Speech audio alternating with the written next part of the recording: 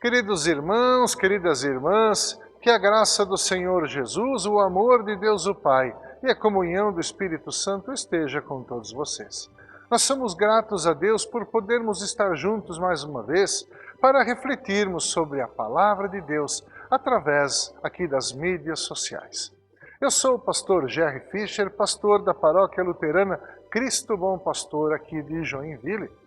E o texto de nossa reflexão bíblica encontramos no Antigo Testamento, no livro do profeta Isaías, lá no capítulo 49, versículo 3.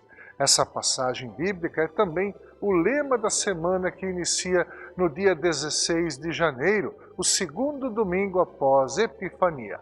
Ali nós lemos: O Senhor me disse, Israel, você é meu servo, por meio de você serei glorificado.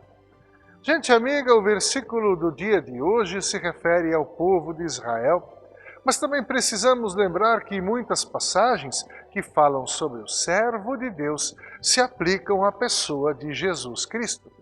Depois de ter concluído a sua obra de resgatar para si a humanidade perdida, Jesus Cristo ascende, sobe aos céus e no dia de Pentecostes o Espírito Santo de Deus cria a Igreja, que como uma instituição divina aqui neste mundo, passa também ela a receber o título de serva do Altíssimo.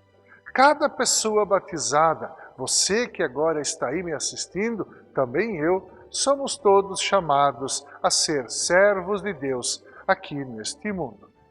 Ao longo da história do cristianismo, muitas pessoas acreditavam que para servir a Deus seria necessário abandonar tudo e entrar para um mosteiro ou algum convento.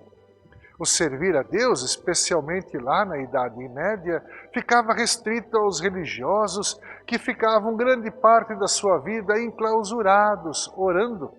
O nosso reformador da Igreja Luterana, o monge Martim Lutero, tinha uma visão bem diferente do que significava servir a Deus.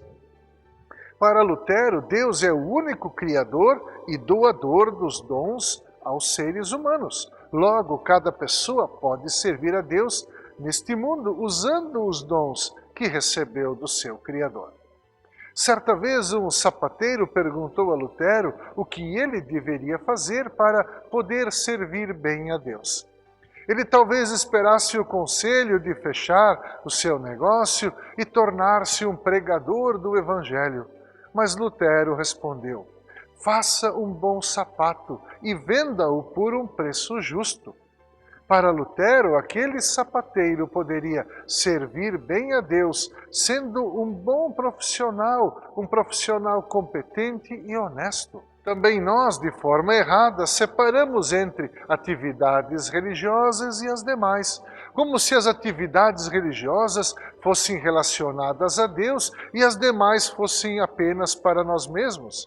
Nós temos a tendência de valorizar as atividades consideradas espirituais e de negligenciar as outras, como estudo, trabalho e outras responsabilidades que não estão diretamente relacionadas com a nossa fé. Porém, a Bíblia não mostra essa separação, mas quando diz: buscai primeiro o reino de Deus, ela se refere a não andarmos ansiosos com o dia de amanhã, mas nos contentarmos em servir a Deus e confiar no sustento que vem dele.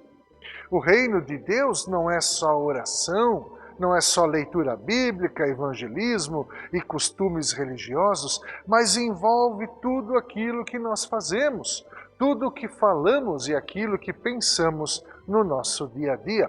Tudo deve estar debaixo do senhorio de Jesus Cristo.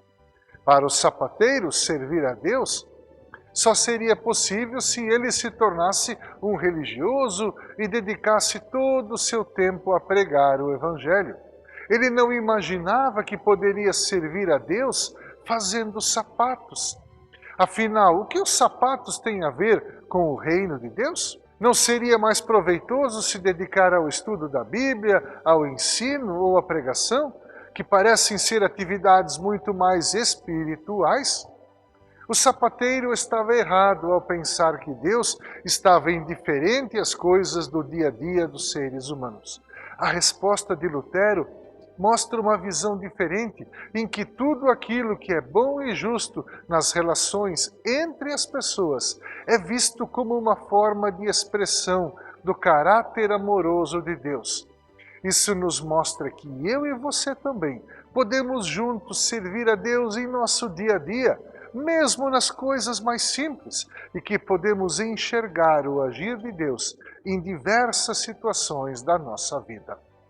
Lutero orientou o sapateiro a fazer bons sapatos e a vendê-los por um preço justo.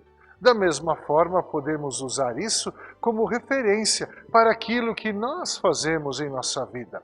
Devemos nos dedicar a fazer tudo com boa qualidade e sermos honestos em nossas atitudes e nos nossos relacionamentos. O apóstolo Paulo, em sua primeira carta aos Coríntios, no capítulo 10, versículo 31, já havia escrito: assim, quer vocês comam, bebam ou façam qualquer outra coisa, façam tudo para a glória de Deus.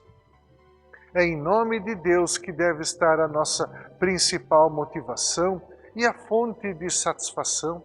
Se nos concentrarmos não em nossos interesses próprios e em nosso bem-estar, mas focarmos em glorificar a Deus com as nossas atitudes, poderemos ter sempre satisfação nele, mesmo que os resultados não saiam conforme o esperado.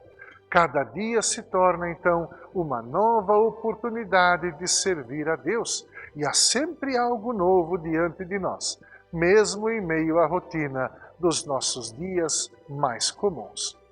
Que cada um de nós possa assumir o seu papel de ser servo de Deus neste mundo.